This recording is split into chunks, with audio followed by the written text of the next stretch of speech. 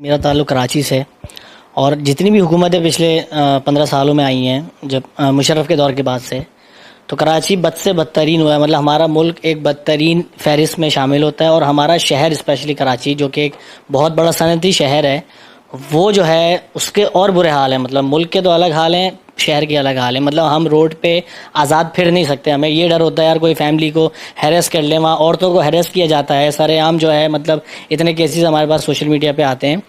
تو دیکھیں خان صاحب، میں بالکل نا ایک چھوٹی سوچ رکھتے ہیں، جیسے جو ایک عام آدمی ہوتا ہے نا، جو اس کا اتنا بڑا ایکسپوجر نہیں ہوتا کہ بھائی پالیٹکس میں ہوتا کیا ہے. وہ صرف یہ جانتا ہے کہ یار میں نے عمران خان کے نام پہ ووٹ دیا. اب عمران خان حکومت میں انشاءاللہ دوبارہ اگر آتے ہیں تو تب بھی کیا ہمیں وہی ملے گا کہ بھائی یہ لوکل گورنمنٹ جو ہے یا وہ جو جاگیردارانہ ہمارے اس میں نظام ہے وہی چلتا رہے گا؟ تو کراچی والا جب خان صاحب کو ووٹ دینے جائے تو وہ کیوں دینے جائے؟ میرا ایک تو یہ سوال ہے. دوسرا یہ کہ خان صاحب آپ کی حکومت کے ساتھ جو ہوا اس میں ہم بھی بڑا افسوس ہے. مطلب جس طریقے سے ہوا، سب کے اپنے اپنے انڈیویجول وہ رائے ہیں. اگر خان صاحب اس وقت حکومت میں ہوتے، جو ابھی پیٹرول کے یا مہنگائی کے نظامات چل رہے ہیں جس پہ یہ کہا جا رہا ہے دوسری طرف سے کہ بھئی یہ عمران خان صاحب نے جو ہے نا یہ اس طرح کے معاہدے کیے ہیں اور اس طرح کی چیزیں ان کی وجہ سے ہوئی ہیں جس طرح سے ہم سنتے آتے ہیں، پھر رہنے دینا تھا عمران خان نہیں تاکہ تو وہ ذمہ میں داری یہی کہہ رہا ہوں اٹھاتا. خان صاحب. تو اس پھر میرا اتنی سوال سازش کرنے کی ضرورت کیا تھی؟ میرا سوال یہ ہے کہ اگر آج عمران خان ہوتے اپنی پوزیشن پہ تو یہ معاملات ہوتے یا نہیں ہوتے، یا کس طریقے سے اس کو آپ ہینڈل کرتے جو یہ لوگ نہیں کر پا رہے؟ دیکھیں کراچی کا تو بڑا سمپل ہے کہ جو پارٹی الیکٹ ہوتی ہے، پیپلز پارٹی جو اب 15 جتنے بھی سالوں سے ہے، تو وہ جب الیکٹ ہوتی ہے تو وہ آتی ہے رورل ووٹ سے، انٹیریئر سندھ کی ووٹ سے. اب جب وہ اوپر آ جاتی ہے تو، اور ہیں یہ سب سے یہ یعنی کرپٹ ترین لوگ ہیں، یہ سارے کرمنلز ہیں بیسکلی. تو یہ جب اوپر بیٹھ جاتے ہیں تو ان کو پتا ہے کہ انٹیریئر سندھ کی ووٹ سے انہوں نے آنا ہے. لیکن کراچی میں یہ لوکل گورنمنٹ نہیں آنے دیتے کیونکہ جو پیسہ سارا کراچی میں ہے. تو یہ کراچی کو قابو پانے کے لیے یہ کرتے کیا ہیں کہ سنبھال تو لیتے ہیں کراچی کو، پیسہ خرچ کرتے ہیں جدھر ان کی ووٹ بینک ہے، اور ادھر بھی ان کو نہیں کرے، پیسہ تو دبئی چلا جاتا ہے لانچوں سے. تو یہ وہ لوگ ہیں جن کا کوئی انٹرسٹ نہیں ہے اگر کراچی کے لوگ خوش ہیں یا نہیں خوش، ان کو کوئی فرق نہیں پڑنے لگا. انہوں نے پھر بھی کراچی وہ انٹیریئر کی ووٹ لے کے آ جانا.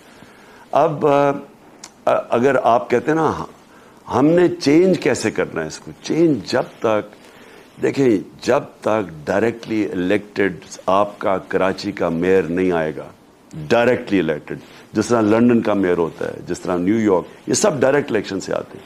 اور جب تک جس طرح تہران ہے، اب تہران کے اندر آپ چلے جائیں، سینکشنز کے باوجود وہ ماڈرن سٹی ہے، کراچی کھنڈر ہے کیونکہ تہران کا اپنا میئر ہے، وہ اپنے پیسے اکٹھے کرتا ہے.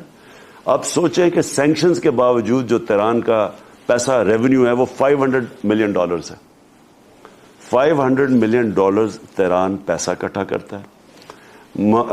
ممبئی میں $1 بلین ہے، وہ اپنا ان کا جو بجٹ ہے $1 بلین. اب جب آپ کے پاس اتنا پیسہ آتا ہے اور پھر آپ کی اپنی گورنمنٹ ہے، سیوک فیسلٹیز آپ نے پرووائڈ کرنی ہے، تو اس سے ہوتا ہے، اور وہ آتا سارا ڈائریکٹلی الیکٹڈ ہے اس شہر سے، اس سے پھر وہی سسٹم سنبھال سکتا ہے کیونکہ وہ جواب دے آپ لوگوں کو، سیوریج سسٹم سب اس نے. آپ کا مسئلہ اس وقت کراچی میں کیا ہے؟ وہ بیٹھی ہوئی ہے گورنمنٹ، جو گورنمنٹ بیٹھی ہے، جو آپ کی پیپلز پارٹی، اس کے پر کوئی انسینٹیو ہی نہیں ہے کہ کراچی کے لوگ ووٹ دیں یا نہ دیں، انہوں نے پاور میں آ جانا انٹیریئر سے. جب تک لاہور میں، کراچی میں، پشاور میں، اسلام آباد، جب تک ڈائریکٹلی الیکٹڈ یہاں کی گورنمنٹس نہیں لوکل بنیں گی، آپ کی کبھی ریونیو آئے گا ہی نہیں، ریونیو ہے ہی نہیں. آپ کو پتا ہے کراچی سے تہران اکٹھا کرتا ہے $500 ملین، اور کراچی کا ریونیو مشکل سے $25 ملین ہے جو خود کراچی اکٹھا کرتا. وہ کبھی بھی نہیں آگے بڑھ سکتا جب تک سسٹم چینج نہ ہو. یہ کہتے یہ ہیں کہ ہم نے IMF سے معاہدہ کیا جس کی وجہ سے ان کو مشکل پڑ گئی. تو 2.5 سال تو ہم IMF کے ساتھ تھے، ہم 2.5 سال IMF کے ساتھ چل رہے تھے، تو ہمیں کیوں نہیں پرابلمز آئی؟ اور آپ صرف ایک چیز پڑھ لیں، اکنامک سروے آف پاکستان جو اس گورنمنٹ نے پبلش کی ہے. اکنامک سروے آف پاکستان آپ جب پڑھیں گے تو ہر چیز میں جو ٹارگٹس ہم نے سیٹ کیے تو اس سے آگے نکل گئے ہم.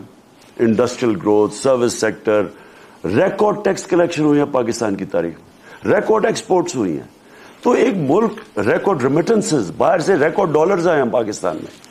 تو ایک ملک جو یہ بینکرپٹ چھوڑ کے گئے تھے, کیونکہ آپ صرف گوگل کریں پاکستان کی تاریخ کا سب سے بڑا بیرونی خسارہ یہ چھوڑ کے گئے تھے.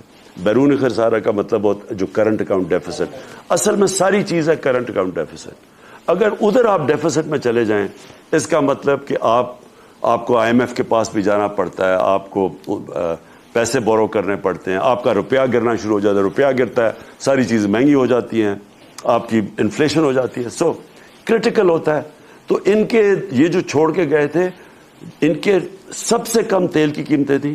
سب سے بڑا پرابلم ہے کہ ہماری 25% جو امپورٹس ہیں وہ تیل پیٹرولیم ہے, پروڈکٹس ہے.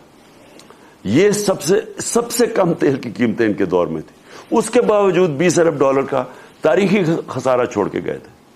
ہم نے ادھر سے نکل کے آخری 2 سال اکنامک سروے کے مطابق 17 سال کے بعد بہترین پاکستان کی اکانومی پرفارم کر رہی تھی. تو کون سی قیامت آ گئی کہ جس دن 2 مہینے کے اندر اکانومی بھی نیچے چلی گئی, مہنگائی آسمانوں پہ چلے گی, بجلی بھی غائب ہو گئی, تو کیا ہوا ہوگا؟ اصل میں نہ ان کی اہلیت تھی, نہ انہوں نے اس طرف سوچا تھا. یہ صرف آئے تھے اپنی چوری بچانے کے لیے. وہ انہوں نے 1100 ارب روپے کے اپنے کرپشن کیس معاف کروا لیے.